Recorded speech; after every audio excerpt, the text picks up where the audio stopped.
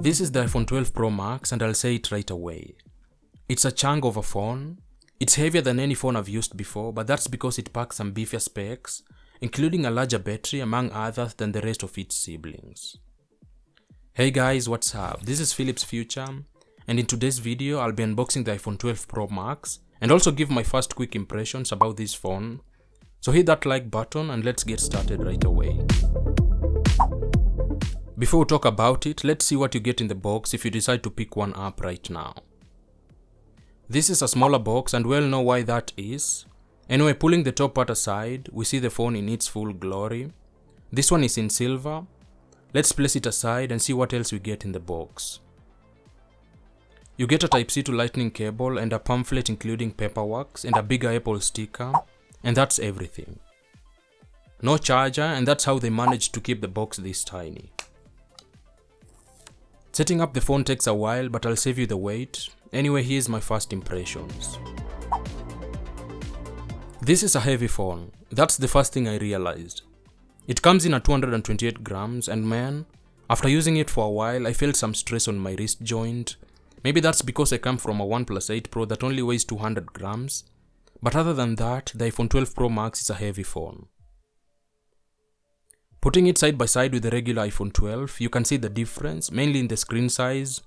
And that's because the iPhone 12 Pro Max packs a 6.7-inch display versus a 6.2 on the regular 12. It's a Super Retina XDR panel with a resolution of 1284 by 2778 pixels, although you won't find any kind of a high refresh rate panel here, which is a bummer keeping in mind the Pro Max starts at $1099, and it would be great if Apple opted for 90Hz at least on the Pro Max model. It's still a great display overall, colors are accurate, it gets really bright at a peak brightness of 1200 nits, and it's one of the best as far as media consumption is concerned, not forgetting that this phone packs great stereo speakers that I've ever had. Watching content on this phone is amazing for real. The front and back is made out of Gorilla Glass, although the front has a layer of protection by Apple called Ceramic Shield, which should offer some resistance to minor scratches and drops. I said some because it's still glass, we all know the rest. This silver color looks close to white though, which is not my favorite color of all, but if it's not your taste, there is a variety of colors to pick from. Whether it's graphite, gold or Pacific blue, it's all up to you. I'd personally rock a graphite one. Anyway, let me know what your favorite color is. The back is matte, which is a good thing, but I don't know why Apple decided to go with a glossy steel frame, because this thing collects fingerprints just seconds after you pick it up if you don't have a case on.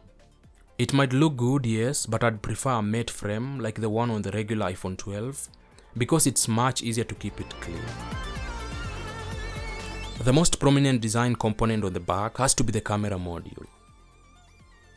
This is the Max model, and that means it gets bigger camera modules than the rest of its siblings.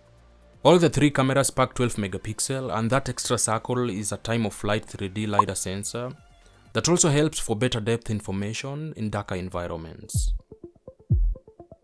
The selfie camera is also a 12 megapixels f2.2 and can record 4K videos up to 60 frames per second, just like the rear cameras. I've said more than once in this video that this is a behemoth of a phone due to its weight, and that's mainly because of a bigger 3687 mAh battery, which I've heard that the Pro Max is a battery champ. At least it's not heavy for nothing. It also packs 6 gigs of RAM, which never matters that much in iPhones, but at least you know it's going to age well. Now that we've gone through the phone, what are my thoughts about the iPhone 12 Pro Max? I mean, it packs a whole lot.